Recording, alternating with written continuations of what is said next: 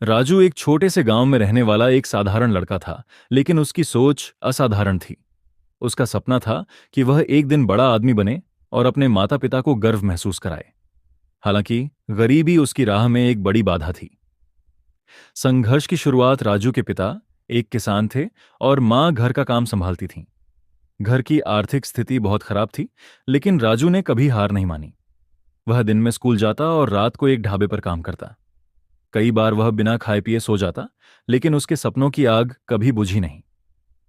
एक दिन उसने सुना कि शहर में एक बड़ी कंपनी में नौकरी के लिए परीक्षा हो रही है।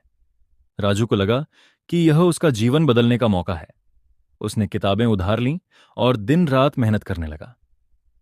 गांव में इंटरनेट की सुविधा नहीं थी, इसलिए वह रोज 3 किलोमीटर दूर लाइब्रेरी में पढ़ने जाता था। असफलता और निराशा परीक्षा का दिन आया।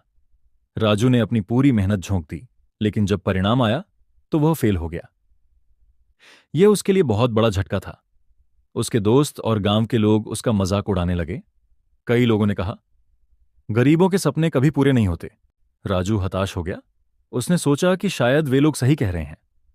वह हार मानने ही वाला था कि तभी उसके पिता ने उससे कहा, बेटा, असफलता अंत नहीं होती।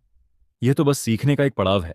अगर तुम हार मान लोगे तो सपने अधूरे रह जाएंगे, लेकिन अगर तुम फिर से कोशिश करोगे तो सफलता जरूर मिलेगी।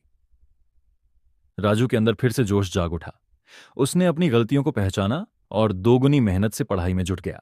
जब परीक्षा का परिणाम आया तो राजू ने टॉप किया था। उसे न सिर्फ नौकरी मिली, बल्कि स्कॉलरशिप भी मिली, जिससे वह आगे की पढ़ाई कर सका।